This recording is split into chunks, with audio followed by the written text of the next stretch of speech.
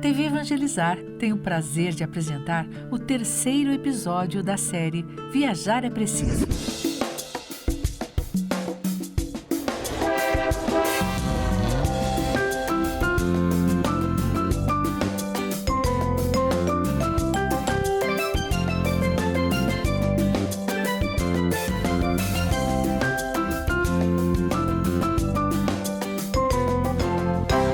Aterrissar em Ananindeua, na região metropolitana de Belém, no estado do Pará. Lugar em que a natureza impera e onde encontramos ilhas com uma beleza espetacular.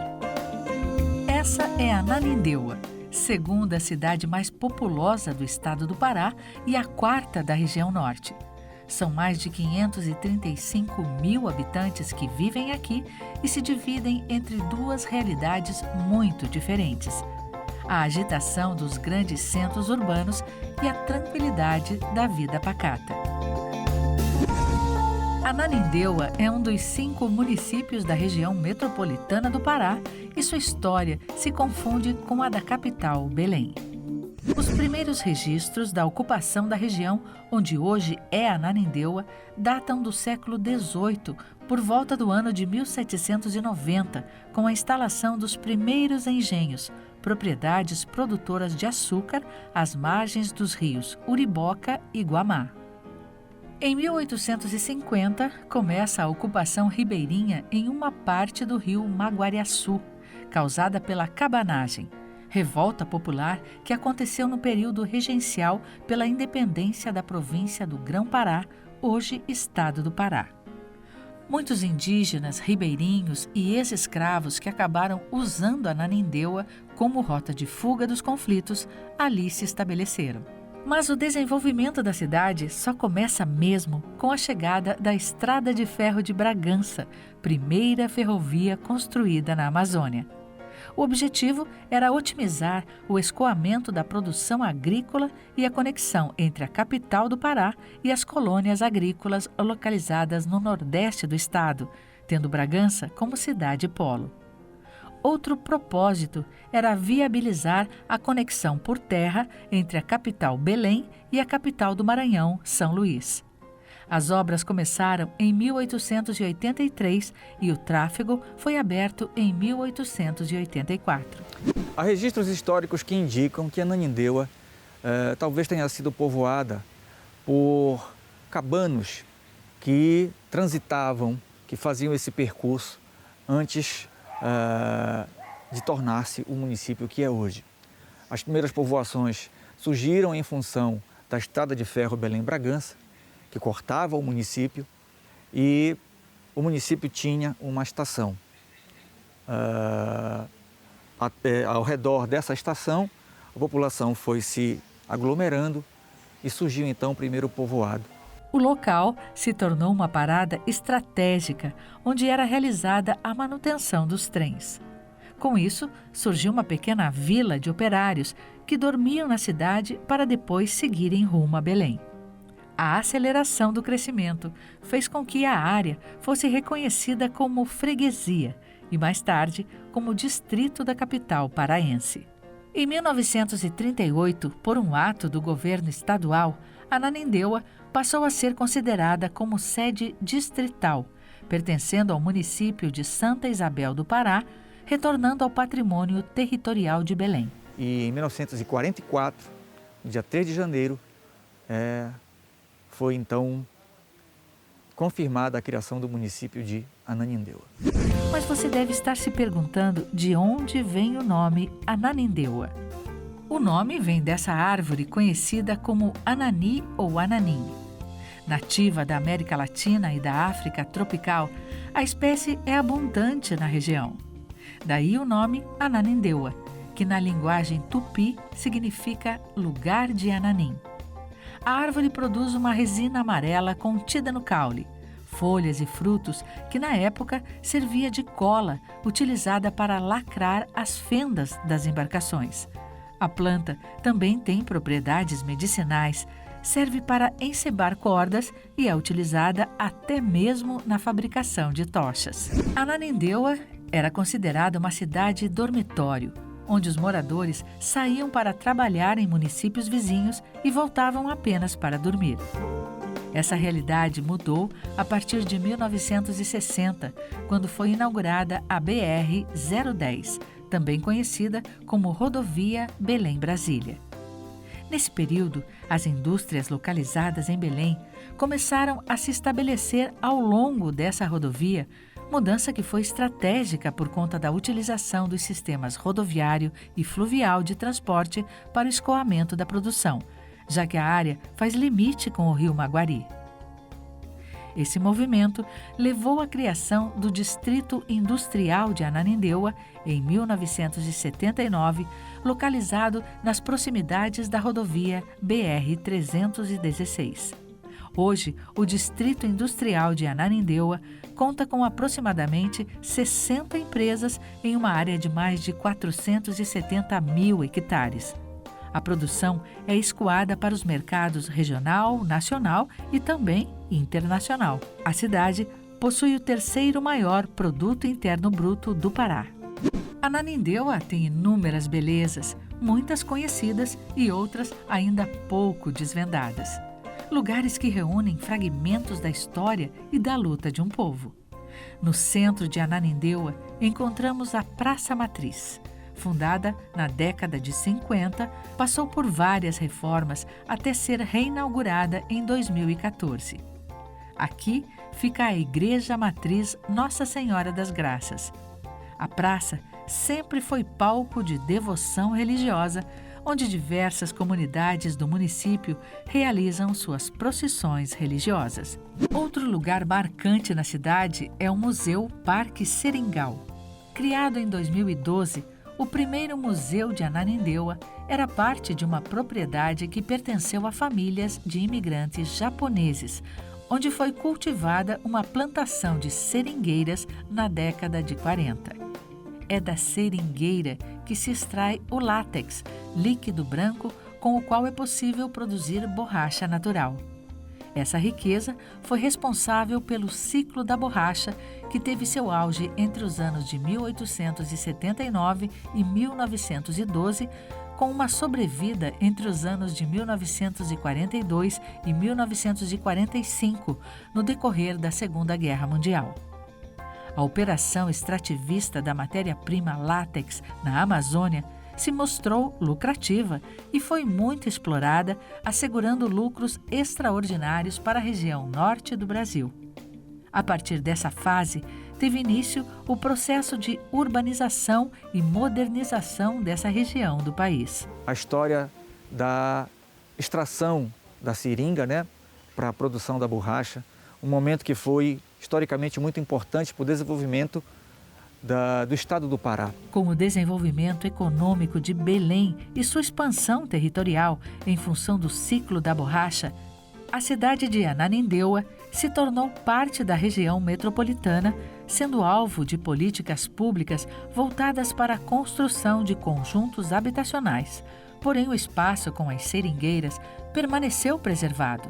Com o passar do tempo, a gestão pública ressignificou o espaço por meio da patrimonialização, criando uma das primeiras áreas de proteção ambiental do município. O Museu Parque Seringal, localizado entre o conjunto Cidade Nova 8 e loteamento Tóquio, no bairro do Coqueiro. A área possui 12 mil metros quadrados. O local pertence ao Cadastro Nacional de Museus pelo Instituto Brasileiro de Museus, IBRAM, do Ministério da Cultura e também do Cadastro Nacional de Unidades de Conservação, SENUC, do Ministério do Meio Ambiente. E é o primeiro museu do estado do Pará dedicado ao ciclo da borracha. O espaço possui trilhas, anfiteatro e a Casa do Seringueiro, um museu que retrata a vida dos seringueiros com seus instrumentos e técnicas para a extração do látex até a criação da borracha. Mas não acabou por aí. Eu vou te mostrar mais um parque que é essencial para a preservação da natureza e tem um papel importante para a capital Belém. O Parque Estadual do Utinga é uma unidade de conservação com mais de 1.300 hectares que está localizado em áreas dos municípios de Belém e Ananindeua. Foi criado em 1993 para proteger os lagos Bolonha e Água Preta, que abastecem cerca de 70% da população de Belém. O parque tem fragmentos representativos da floresta amazônica, com uma faixa de mata praticamente inalterada. A vegetação na área é considerada uma das últimas florestas de terra firme nos arredores de Belém. Há também florestas de várzeas, igapós, capoeiras e capoeirões. O local também constitui um centro de desenvolvimento de inúmeros projetos de monitoramento da biodiversidade, como, por exemplo, o de levantamento de répteis e anfíbios que vivem na região. Desde 2014, 98 espécies já foram identificadas. Estima-se que 125 espécies vivam no território do parque. Mas tem uma parte de Ananindeua que muita gente desconhece. Você sabia que a cidade tem várias ilhas? Verdadeiros santuários naturais que são símbolos da biodiversidade amazônica. Ao todo são 12 ilhas, mas precisamente 9 com habitações e com espaços de restaurantes para receber os turistas. O acesso a essas localidades é feito por meio de embarcações que atravessam o famoso Rio Maguari. As ilhas são quase todas habitadas pelas comunidades ribeirinhas que fazem o uso intenso de algumas áreas para sobreviver, porém algumas são quase intocadas, verdadeiros centros de reprodução de toda a diversidade biológica da floresta amazônica. A maioria dos moradores vive do extrativismo, atividade caracterizada pela retirada de recursos da natureza. Muitos dependem da pesca artesanal. As mulheres também contribuem com a comercialização do açaí e do cupuaçu. O artesanato também é uma das formas que elas encontram para sustentar a família. Para atrair turistas e ajudar as comunidades, os líderes das ilhas se reúnem para organizar festivais em algumas delas. Tem o Festival do Açaí, em João de Pilatos, e o Festival do Camarão, na ilha de Sororoca, que chega a atrair cerca de 3.000 visitantes. João Pilatos, ou Ilha Grande, é a maior e mais famosa do arquipélago de Ananindeua. O caminho é pelas águas do rio Maguari e leva cerca de 20 minutos. Se você adora belas paisagens e o contato com a natureza, essa ilha é o seu lugar. Aqui você pode fazer a Trilha da Cabeceira, que garante aos visitantes uma boa caminhada pela floresta, cheia de belezas naturais formadas pela hidrografia, fauna e flora, além de passeios de barco. E a Secretaria de Cultura tem um papel hoje importante de vir dialogar com todos os segmentos culturais, com os fazedores de cultura da nossa cidade, com os produtores culturais, de forma que a gente possa construir políticas culturais de forma participativa. A Ananindeua, ela tem muito a crescer, a avançar no campo cultural. E uma das metas nossas também é estar construindo o turismo ecológico, juntamente com o esporte e a cultura, que a gente sempre fala que é uma gestão intersetorial, onde a gente possa agregar outros segmentos, outras secretarias. A influência dos povos indígenas nativos da região amazônica foi responsável por moldar os costumes da região. As tradições estão presentes em diversos aspectos da cultura local, nas celebrações, na culinária, nas expressões linguísticas, no artesanato, folclore, música e dança. O vocabulário tem vários elementos das línguas indígenas. Os nomes de vários pratos típicos mostram essa influência. Tacacá, tucupi, jambu, tapioca e açaí são só alguns exemplos. São alimentos que já faziam parte da alimentação dos povos da região muito antes da presença dos portugueses e que deram origem à riquíssima culinária tradicional do Pará. Vamos falar um pouco aqui sobre a comida da região amazônica, somente aqui da paraense, que é uma comida que vem da ancestralidade dos povos indígenas, de diversos tipos de etnia. E uma delas, eu vou citar para vocês aqui, a maniçoba, que é feita da folha da mandioca, né, e que leva de derivados de embutidos e carnes suínas. Bom, a maniçoba verdadeira de raiz, ela vem dos povos indígenas e é feita de maceração da folha da mandioca cozida durante 7 dias e ela levava peças de caça, mariscos e peixes. Hoje ela é inserida na alimentação da cozinha brasileira e ela já leva os embutidos que vêm da cultura portuguesa, como também a para dos porcos que era usado na alimentação do tempo dos negros na senzala. Se juntou todo esse conjunto e criou uma nova arquitetura de uma alimentação que hoje está na culinária brasileira, que é a maniçoba. Este é um dos exemplos que nós temos aqui na região. E já que o assunto é culinária, vamos conhecer um pouco mais sobre as delícias da região. O primeiro item da lista é o tucupi, um caldo tirado da raiz da mandioca brava, considerado venenoso, já que contém ácido cianídrico. É por isso que o líquido é cozido e fermentado num processo que pode durar até 5 dias e elimina o veneno. Depois disso, o tucupi está pronto para ser usado como tempero em diversas comidas típicas do Pará.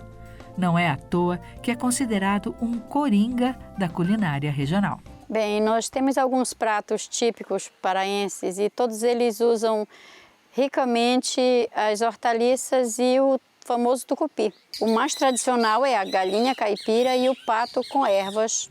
E a nossa maniçoba, ela tem um acréscimo de jambu, que é outra hortaliça paraense, que dá um sabor diferenciado.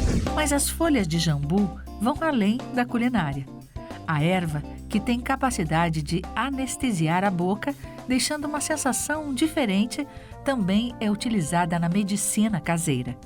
A planta virou até cachaça, que tem um sabor peculiar e deixa a boca dormente. E por último tem o açaí, o representante mais famoso da culinária paraense. Mas se nas outras regiões do Brasil ele é consumido em forma de creme gelado com sabor adocicado, em sua terra natal a história é bem diferente.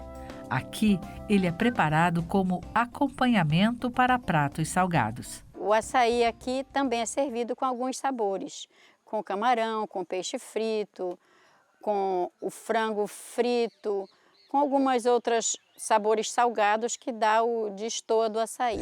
E toda essa variedade culinária você pode encontrar no Mercado Ver o Peso, na capital paraense. Aqui você encontra um resumo da cultura, história e gastronomia regional. O mercado foi criado na metade do século XVII, quando a coroa portuguesa estabeleceu um rígido controle sobre a entrada e saída de mercadorias da Amazônia. Por isso, criou um posto de fiscalização que chamou de Casa de Haver o Peso, onde um funcionário media as transações comerciais com uma balança. Com o tempo, após várias transformações, o lugar se transformou em uma grande feira livre, onde se compra e se vende de tudo. O Mercado Ver o Peso foi eleito uma das 7 maravilhas do Brasil e é a maior feira a céu aberto da América Latina. A presença da religiosidade é marcante em Ananindeua, um povo que tem orgulho de suas raízes e de sua identidade, que preserva sua ligação com o sagrado por meio de manifestações religiosas intensas. E Ananindeua surge exatamente por esse processo de, podemos dizer assim, de ocupação, né, dessa área, né, da expansão da cidade de Belém.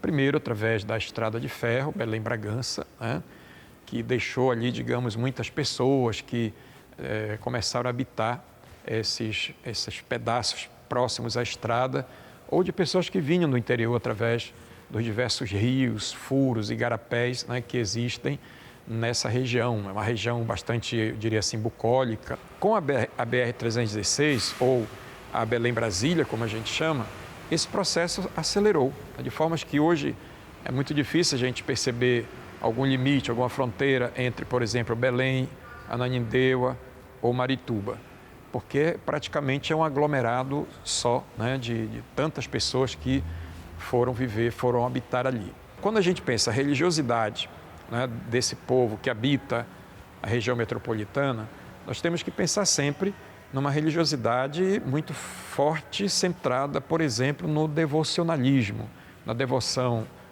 sobretudo a Nossa Senhora de Nazaré, mas há outros títulos de Maria, a devoção aos santos, um fenômeno que faz parte, né, do Sírio, antes, na sexta-feira e no sábado antes do Sírio, que é o segundo domingo de outubro, nós temos diversas romarias, né? Uma delas vai para Ananindeua, começa de manhã e termina lá pelas 9 horas da noite. E é uma multidão de gente dessa região que acorre para ver a passagem da imagem de Nossa Senhora de Nazaré, para dizer o quanto, né, o Sírio que estava centrado em Belém se espalhou realmente por aí. A devoção, né, a Nossa Senhora é uma devoção que atrai, né, as pessoas. Tem uma realidade que é tremendamente desafiadora em vários aspectos, né, e nós procuramos realizar o nosso trabalho de evangelização, utilizando, evidentemente, para fazer com que esse povo faça e transforme a sua religiosidade numa manifestação, uma expressão de fé profundamente enraizada nos valores do Evangelho, da Palavra de Deus que todos nós cultivamos. A padroeira da cidade é Nossa Senhora das Graças. Foi no ano de 1920 que começou a se formar o primeiro núcleo católico do município com a construção da capela. Em 1935, teve início a construção da atual Igreja Matriz Nossa Senhora das Graças. Essa igreja foi feita assim, o trem vinha, deixava os tijolos aqui em Ananindeua, no trilho, para poder carregar e para construir a igreja. Aí fizeram essa igreja, muita alegria na nossa cidadezinha, aí foi, a Ananindeua foi aumentando, como hoje está. Hoje a Ananindeua está muito diferente, muito bom para nós. A nossa igreja tem uma importância muito grande aqui no município, porque foi a primeira paróquia do município de Ananindeua, dedicada a Nossa Senhora das Graças. E celebrar Nossa Senhora significa evidenciar a religiosidade do povo paraense. O povo paraense é um povo muito religioso. A expressão maior desta religiosidade é o Sírio de Nossa Senhora de Nazaré. Tanto é que aqui no Pará, nós não costumamos designar aquele momento em que levamos a imagem do Santo Padroeiro como procissão. Nós chamamos de Sírio, como influência do Sírio de Nossa Senhora de Nazaré. Aqui em Ananindeua, nós temos diversas paróquias, não é? A cidade tem crescido bastante. É a segunda cidade do estado do Pará. E isso faz com que nós tenhamos um grande movimento religioso de assistência e de acompanhamento das pessoas dentro da nossa cidade. É muito bom estar aqui em Ananindeua. Sinto-me muito feliz porque é um povo muito acolhedor, o povo paraense é extremamente acolhedor, é um povo religioso, é um povo que busca a Deus. Em homenagem à padroeira, os ananindeuenses realizam o Sírio de Nossa Senhora das Graças. A imagem peregrina da santa sai da comunidade de Dom Bosco, no centro, e percorre cerca de 3 quilômetros até a Igreja Matriz. A festividade começa em agosto e dura cerca de um mês. Na programação, além da peregrinação, tem missas, traslados, Sírio das crianças e corrida do Sírio. O Sírio é essa expressão do povo que vai ao encontro de Nossa Senhora e de Nossa Senhora que vai ao encontro do povo. Particularmente aqui na nossa igreja de Nossa Senhora das Graças, o Sírio se torna ainda mais significativo porque na sexta-feira ela permanece aqui conosco. O povo se reúne, o povo reza, o povo se prepara para acolher esta grande bênção. E não podemos deixar de falar sobre a festa do Sírio de Nazaré, em Belém. É uma das grandes manifestações religiosas do mundo. A devoção à Virgem de Nazaré começou quando uma imagem de Nossa Senhora foi encontrada no ano de 1700 às margens do Igarapé, Murutucu, que corria por onde hoje é a Travessa 14 de Março. No local foi construída uma pequena capela para abrigar a imagem. Com o passar do tempo, a primeira capela já não comportava mais tantos devotos.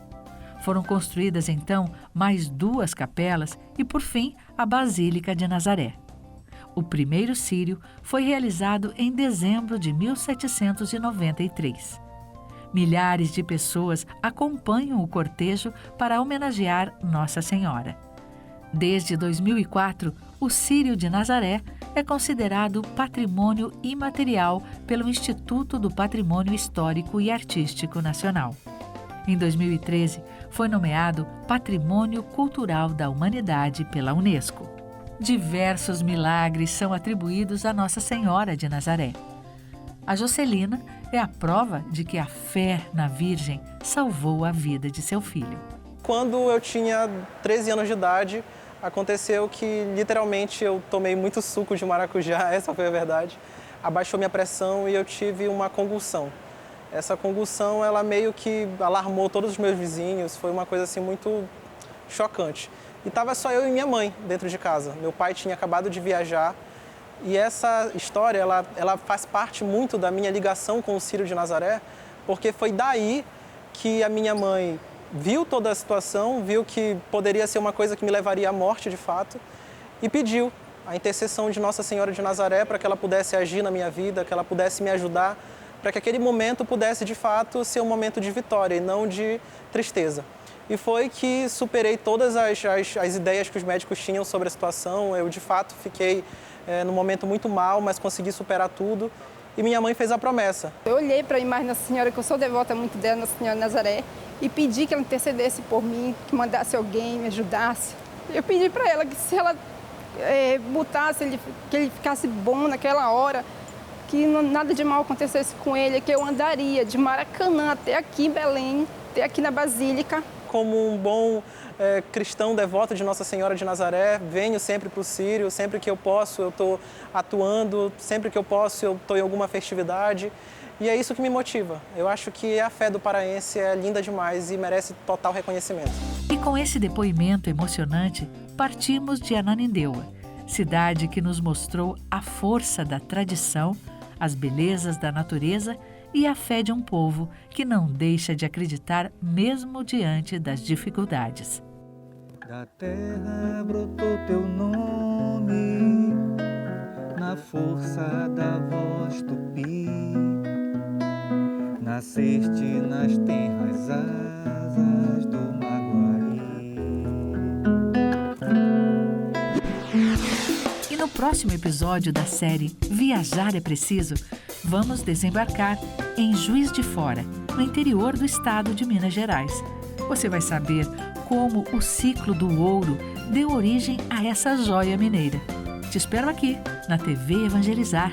Obrigada e até lá!